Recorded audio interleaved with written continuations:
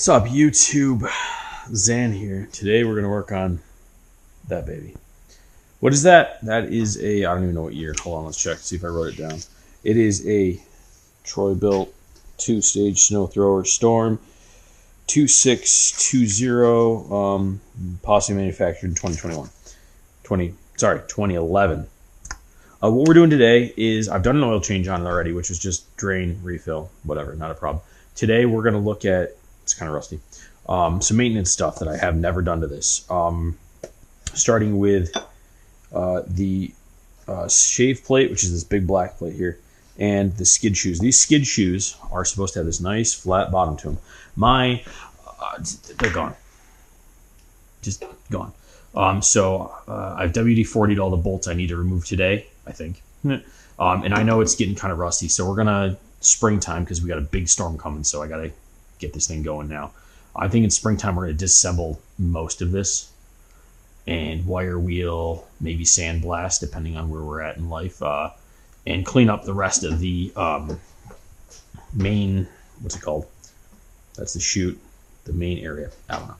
Figure out the correct term for it, because it's getting pretty rusty pretty bad. But I did get this used, paid a couple, like 150, 200 bucks for it. I didn't think it was bad, but I'm thinking my driveway is the reason this is bending up, because I'm not using the skids anymore. I'm hitting right here, so these are starting to bend. So I want to go through the whole maintenance book. I'm going to show you guys what I'm doing, and we're going to pull all this apart and hopefully get through the whole maintenance, greased, everything. Going to go through the book. We're not going to do engine maintenance, just main chute and everything, and whatever it's called, the main area, and gear shaft stuff. Tire pressure we'll look at too, some shift cable adjustments if needed, and we're going to take some other stuff apart and just do a general maintenance on it to make it a little bit better for the rest of winter. So first thing, we got to get both the skid shoes and the shave plate off it, and I already got a wrench out for it, and WD-40'd all the bolts. So for the shave plate, it's 4 bolts. I don't know how well we're gonna be able to see this. 1, 2, 3, and 4. They are, on mine at least, very, very good on there. Let's just rotate it. There we go, a little rotation. They are 1/2 inch, it feels like. I'm gonna get them all just started without breaking them. Rusty.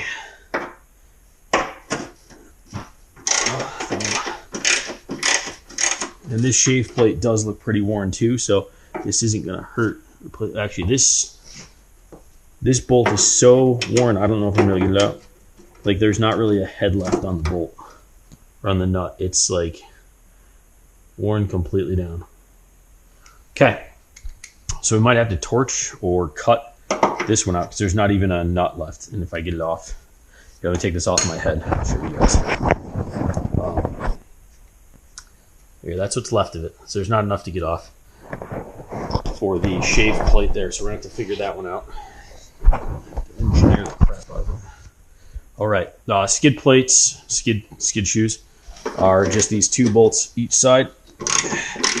So let me get all this off, at least the ones I can, and we'll get back to you guys when we're further along.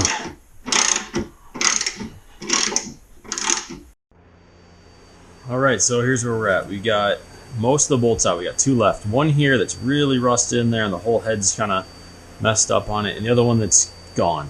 So I got tired of asking nicely. We're just going to grind these off, and yeah, we're going to then work from there. We're going to get new bolts, obviously, so hold on for it.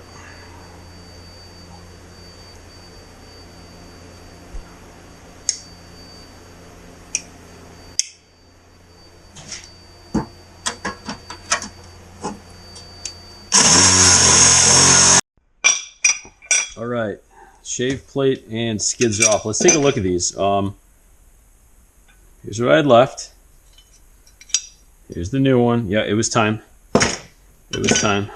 This one's a little better, but still. So I'm pretty sure the little bit of bends in it were bad.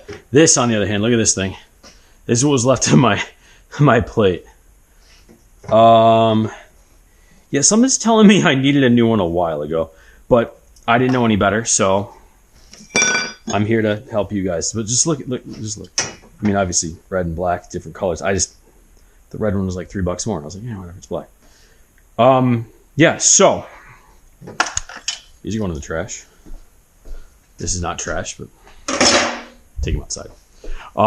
So we're gonna have to figure out what we're doing for bolts here. I think I can reuse some of the ones because I had to use the grinder, and then I had to hammer and chisel them apart. So, woohoo! Thank God the heater's on today because it's cold. So the scraper bar here goes in. Oh, I cut the metal. Oh well, it'll be fine. I had to cut through the whole thing to get her out. Oh well. So this goes on the inside and the outside at once. So according to the manual, it does. And part of it's bent. Let's see if this thing will line up.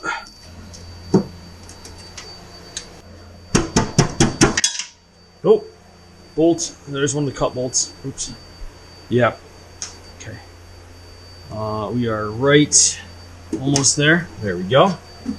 Oh, this thing's gonna work so much better. So that's on there. It's gonna be all tightened down. I think we can use. We might go to the hardware store and get a couple different bolts. These are looking pretty rough. Actually, the bolts for the outside for the skids were actually pretty good condition. Let me try to see if those 4 will work. Because I know the skids came with new hardware. So I know I put 2 over here. I guess we're going to try to find the best of the 4. Okay. So hardware for the new skids are here. And then this is all old hardware. And I've got 2 bolts somewhere else I got to find. 1, 2, 3, 4. Okay, so everything 4. Here's 2 from the old skids. And I need to find ones that aren't worn down too much. Like this bolt will probably do just fine. So this bolt, these are the 2 that came, I believe, out of this. Hold on, wait, hold on. No skid bolts. Okay, I gotta find the other 2 skid bolts. I think we can make this work if they're the same size, and they're pretty darn close. So I think we can make these 4 work for the scraper, and we'll use all new hardware for the skids. I think. There should be 2 more skid bolts somewhere around here, and I've misplaced them apparently, which is normal for me because I didn't think I was gonna have to reuse them. But here we go. Screw it. We're just gonna do it my way. Oh, as I bang you guys off of that. We okay? We okay? Wipe you guys off. Perfect. Awesome. Let's at least get some alignments going on here. Looks like everything's going to align fine. I did buy all aftermarket pieces because the OEM through Troy-Bilt there were a... Oh, no. Zan. What are you doing, Zan? What are you doing? Let's go this way. The Troy-Bilt ones were back ordered and would take a long time to get here. And if you guys weren't listening before, we got a snowstorm coming. I guess 10 to 20 inches of snow, so yay. So these all align perfectly fine. We're gonna put the skid down here-ish. Hopefully these are still all 1/2 inch, because that's what I have already attached. Let's see.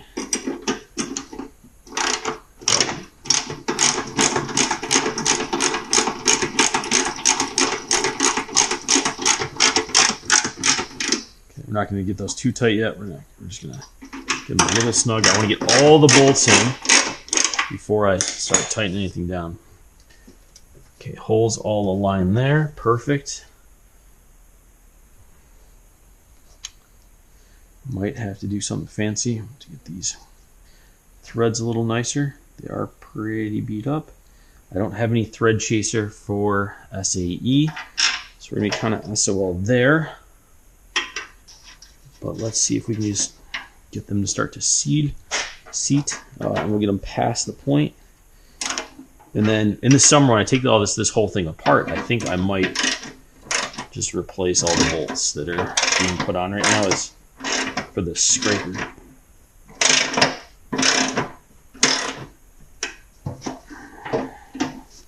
Okay, let me get all these bolts on.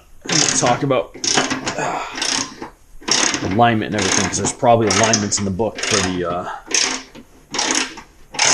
skids there. That's okay. Be right back. All right, all the bolts are on. It's looking a lot better now. What they say to do is just loosen these skids up, make sure they're touching the ground pretty evenly. I mean, you can adjust these, but like this is the manual, like just make sure they're touching the ground. And obviously the scraper's going to be just above it to scrape snow, so it's not going to be really touching the ground. And then tighten these right up. Now, I didn't see a torque spec for anything, so I'm just getting them tight enough. That'll be my torque spec for all this, but I feel it's good. And we'll be good to go. I already tightened up the scraper because I was like, I'm not gonna have to there's no adjustment on it. Oh, there she goes. Now she dropped. Okay, so we were resting on this one pretty good. Okay, let's raise it up just a touch.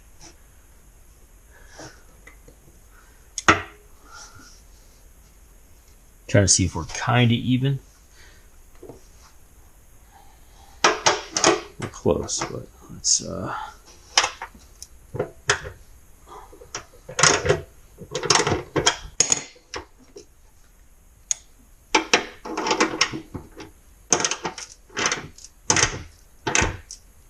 that looks pretty good there. Now there, just flat on the ground.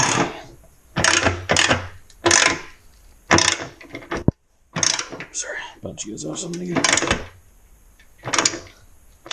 Looks like one bolt might be longer than the other for this, which makes sense because the back one is going through the scraper and the skid, but I apparently either didn't use the right one, they all look the same to me, or it's just because of the width of the skid, it looks different. Okay, so step one, new skids, new scraper. I like it a lot better than the old ones.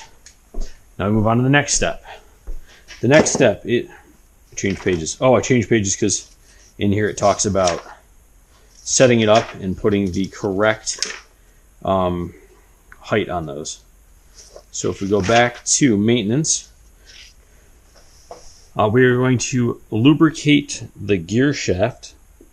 Oh, or after 20, okay. At least once a season. Didn't do that. Allow the engine to run until it's out of fuel. Did that. Do not pump foot. Yep. Okay. Carefully pivot snow thrower up so that it rests on the auger housing. Auger housing. That's what the big thing's called. Remove the 4 self-tapping screws. Let's see. So first thing we got to do is tip this whole thing up onto the auger housing. Whew. It should be pretty much out of fuel. There's a little bit left in the system, but there's not a whole, like, I mean, I ran it till it didn't run anymore, so should be okay. Beautiful. This is what the underside of my snowblower looks like. I'm going to guess 1, 2, 3, and 4 are coming off. And I'm going to guess they are 3/8 because everything's SAE so far, so let's just take a random guess. Quarter, 3/8. Let's try it. Let's grab the quarter too. I doubt it's quarter, but and these might be metric too. They might just mess with me. 3/8 way too big. Quarter's perfect. Awesome. I was off. All right, so we'll get all 4 of those off, and we'll take a look at what's going on in there. If we run into any problems, you know I'll share them. We've got this off. Yeah, that's how it drives. I'm supposed to coat this lightly in oil or motor oil. That's the next one. 3-in-1 or motor oil, I think is what they said there. Okay, so that's your speed controls, and then this pulls it like a clutch to engage. Okay. We're also going to spray some WD on all the springs that are in here, trying to avoid the belt if possible. but we are who we are. This might be for the auger, and this belt looks super loose, but it works. So I'm not. That's as much as I'm touching it, I think. But we're gonna definitely spray a little bit of WD on this spring, that spring, and that spring, just to give them something to work onto, and then we're gonna get some oil and slightly oil the hex shaft there. It doesn't look terrible in here, but obviously there's gonna be some kind of wear. So we'll start with the WD because I know where that is, and then I've got some. Is this it? Got some leftover 5W30 from other oil changes. I got some leftover oil from everything over there because you buy it by the 4 or 5 quarts or whatever, or 5 quarts, and then the cars don't take 5 quarts. So this is just for my own being. We're gonna just coat that with WD-40. We're gonna coat this with WD-40, trying not to get any on the belts, but just it'll make me feel better. How's that sound? This one might get a little on the belt, but it's gonna be okay. It's gonna be okay. And then just a little there. Put a little up here on this pulley. Anything that moves, we're gonna just a little W, just to help loosen everything up for now. And we'll come back and grease. Probably that pulley, we'll take that bolt out and the spring, add some grease in there instead of just WD. But for now, I'll be happy. Now I have to grease this, or I have to oil this somehow. So what we're gonna do is take my glove off and go, hands clean enough. I'm literally gonna just slop some in my hand and put it on there and then wipe my hand off. Or, well, plan B is we'll just put some on a rag. That sounds like a much better idea. So we'll blob, a little blob. Okay.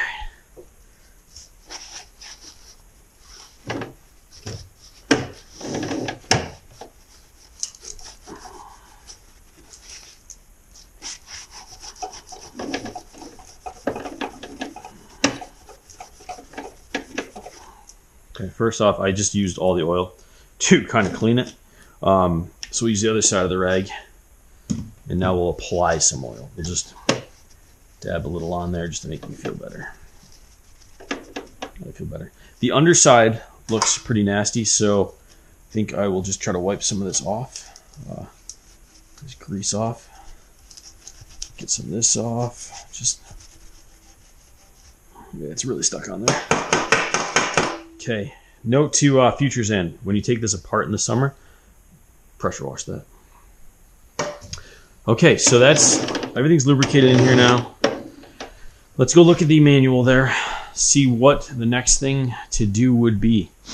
Okay, now we're talking about adjustments. So we've done all of the maintenance in that section. We are now on to adjustments.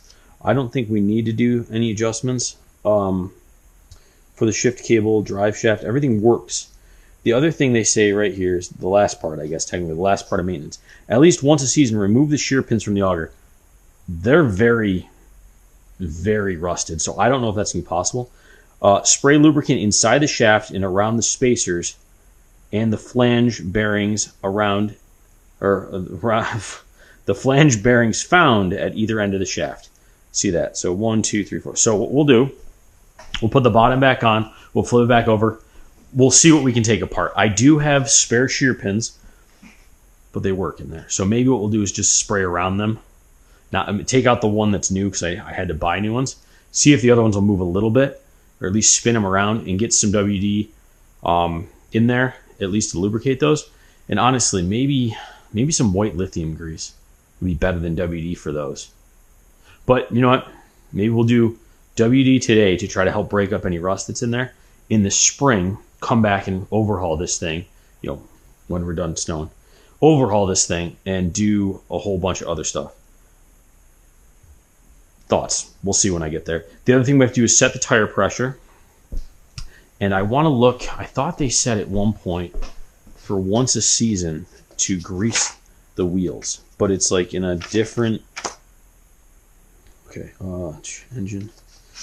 Nope. Oh, right here. Clean exhaust area, did that. Check. So this is like your maintenance schedule. There was something about wheels I saw. Auger about replacements. No. Anyways, if I find it, we can get back to it. Oh, found it. At least once a season, remove both wheels, clean and coat the axles with multi-purpose automotive grease, somewhere over there, before reinstalling the wheels. Okay, so while it's up here, also going to take both of the wheels off, which those are going to be, look like bigger than ½ inch. Let's take this whole thing over with me. 5/8. Oh no, they're definitely smaller. I'm so off. They're ½ inch. So we're going to take off each of the wheels. We're going to grease them, clean and grease underneath them. So yeah, let me get the bottom on. I'll get a wheel off. We can talk about that part. Cool, cool, cool. Love it. All right. Trying to get the wheels off here, and they're pretty well on there. So what I'm going to do for now, instead of taking them all apart, because I've been hitting them with a hammer a little bit, and I feel like there's a bearing or something in there that needs to be replaced too. I'm just going to WD-40 right around where they would be in there. Maybe that'll help break up some rust. And in the spring, we take this whole thing apart.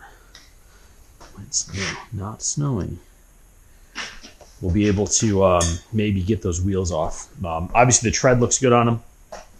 That's not a problem. That's not an issue of mine.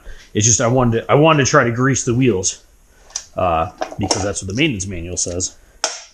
And I'm getting nowhere with it. Instead of breaking something right before a giant snowfall, because that would suck. I'd rather just WD them. Maybe it'll help break some of the rust off over the winter. And then in the summer too, if or spring, summer, whenever we get back to this project, if we can't get it, maybe someone else will have a better idea for me.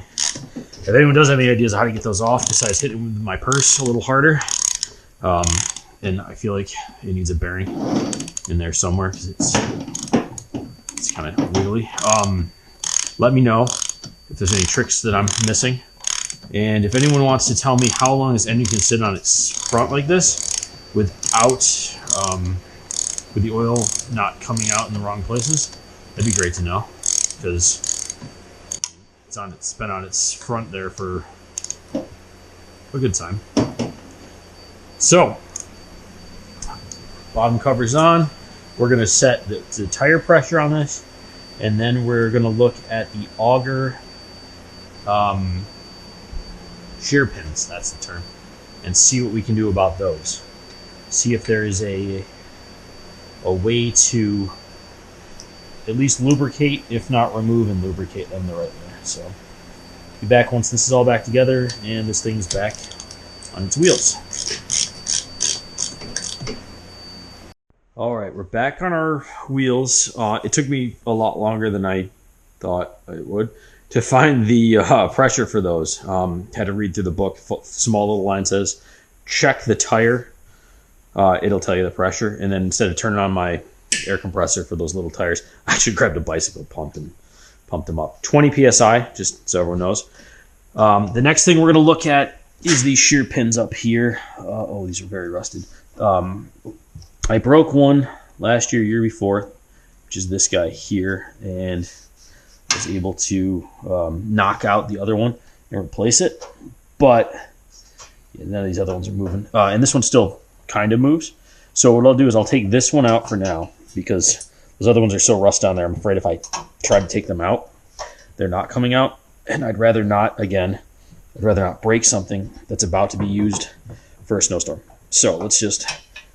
Voila, perfect. Now, today's objective is, these are dirty, whatever. We are going to spray, it says lubricant. It doesn't say what kind. We're going to just WD them today. Again, in the spring, when this whole thing comes apart, I will, oh, there's one of the bolts. I will probably end up wire wheeling some stuff, coating it with some anti-corrosive stuff. And then I was thinking using, we're almost at WD, using some, what's that stuff called? White lithium grease to coat everything in for, instead of just WD. But today, because of all the rust on these, let's just, and yeah, we're going to need more WD. And I'm going to do in between these. I know it says at the end of each, but because this has been so not maintained by myself since I got it from the previous guy, I'm just going to WD everything I can. And yeah, we're gonna, okay, note to self, more WD-40. And then we will, we'll at least get it better than it was. And then we shall get some grease this summer in there. Or, ooh, maybe I just use automotive grease. What do you guys think? Automotive grease or not? It just has lubricant. So, I guess we'll see, right? Okay, shear pin's on there, but...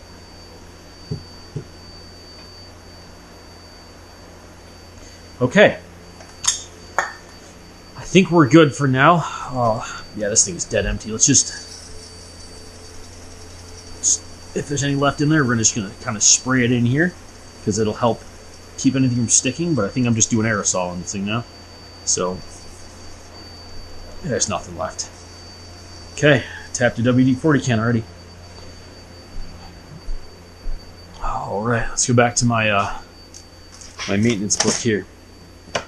All right, so we went through, we replaced the sleds and, or the skid plate and the scraper bar on this. We checked and lubricated the shaft. We did the tire pressure. We couldn't get the tires off. We're going to take care of that in the spring when this whole thing comes apart. I also lubricated all of the shear pins and the shaft itself. I don't need to do any adjustments on the shift cable. It shifts just fine. Everything moves fine. There is one more thing though. I do every once in a while, something in here gets stuck. And I think it's just a button sticking up in here. So let's pray there's just a bit of spray left in this, which there isn't, and let's just, because I don't want to disassemble this. Or do I? I think I do. But yeah, it's not pushing anything out. Let's just wipe WD-40 on the edge here. Maybe some will get in there. I doubt it. I think the spring or maybe the contraption there is a little sticky, and it might just be it gets jammed up with a little bit of ice and snow while I'm snowblowing. But every once in a while it gets sticky. So.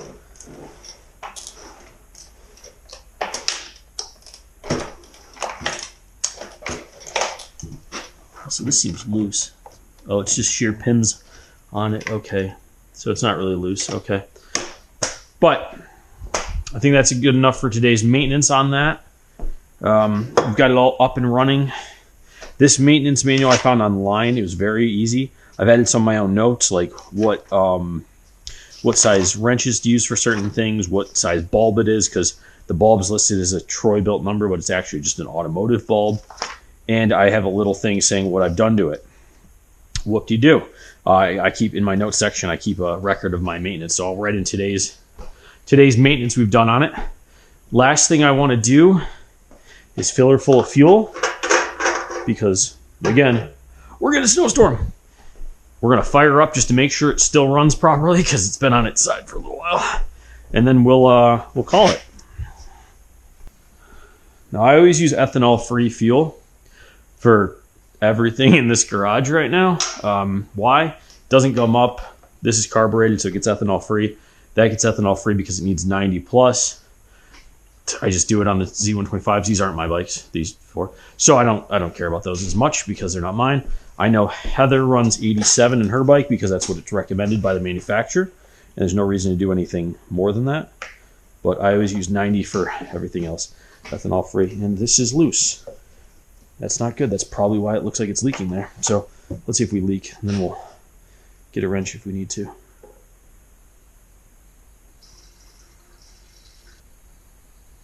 Right there. Right, well, a little over the... Well, I guess that red cap comes out. A little over that red cap. That's supposed to be your full mark. A little higher. Oh, well. And I spilled a little. My bad. Let's cap off my fuel so we're not leaking, not evaporating much, if any, and it's all secure. Put it away from the engines that are going to run because, you know, explosive. Perfect.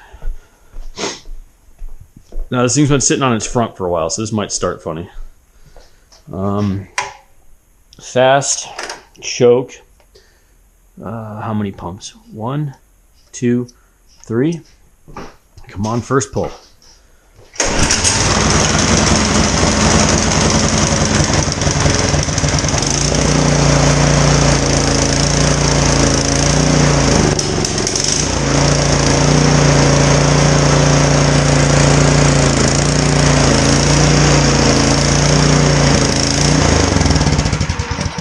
All right, good enough. It didn't warm up enough. I still had the choke on a little bit, and it was only the RPMs were bouncing there a bit because the choke was slowly coming off. I'm happy with it. I think we're going to be much better now for the rest of the season. Obviously, everyone's snowblower and conditions are a little different, so if you have any question on this one in particular, let me know. If not, I can't answer everyone's questions about their individual snowblowers, but I'd say if you don't have a service manual of yours, go on Google, go online, try to find one, because, or actually, I think it was just the owner's manual that all this was in. It wasn't a special manual. But go online, try to find one, because it has been really helpful trying to figure out everything about this snowblower, snow thrower, whatever you want to call it. And I kind of want to put I want to put more lights on it. I don't know why. So I've been Zan. Questions, comments below. Let me know what you think. And I'll see you guys in the next one where we're probably back working on bikes. All right. Peace. Zan out.